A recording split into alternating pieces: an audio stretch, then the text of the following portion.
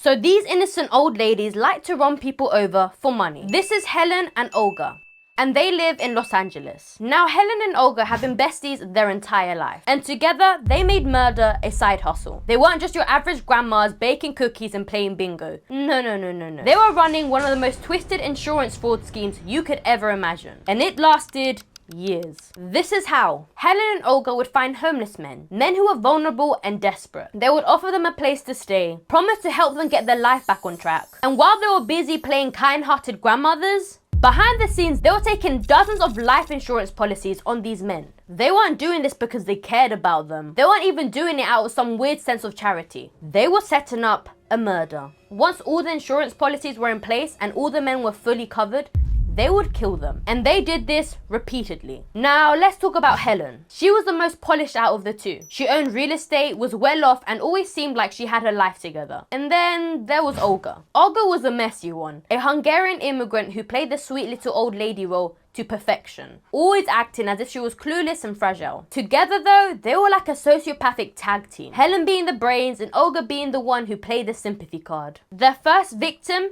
in 1999 was this guy, Paul. Paul was a homeless man, and the two women found him and convinced him to stay with them. They took out multiple life insurance policies on him, and a few months later, he was found dead in what looked like a hit and run. It didn't raise any alarms because who would guess two old women would have done this? And they took advantage of this and cashed out a lot of money. And they cashed out $800,000. This worked so well, they kept going. Fast forward 6 years, they find their next target. This guy, Kenneth. Same game, they bring him in, set him up with life insurance policies, and just when everything is ready, they stage another hit and run. But this time, things go wrong. They didn't realize they were being watched. Surveillance footage caught Helen's car following Kenneth just before he was killed. And suddenly, the cops are like, wait a minute, something's off here. They started investigating, and what they found was staggering. Dozens of fake insurance policies, fake names, fake jobs, fake addresses.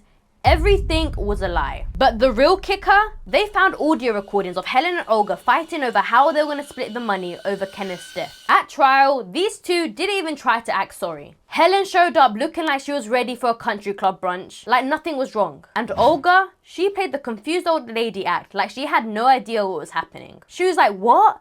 I thought he was my nephew. I don't know about this insurance stuff. I didn't do it. But nobody bought it. They had everything on tape. Every detail of their crime laid out. It was clear they'd been pulling this scam for years. The jury didn't take long to convict them. It was like the easiest case ever. Both women were sentenced to life in prison without the possibility of parole. And honestly, it was the least they deserved. Now here's the crazy part. If they hadn't gotten so greedy, if they hadn't filed multiple policies on the same men, they probably would have gotten away with it. But because they were so cocky and so confident they weren't going to get caught, if they weren't so obvious, they probably would have gotten away with it. Now the lesson here is, looks are very deceiving. And there's a lot of wolves dressed in sheep's clothing. So stay safe, kids.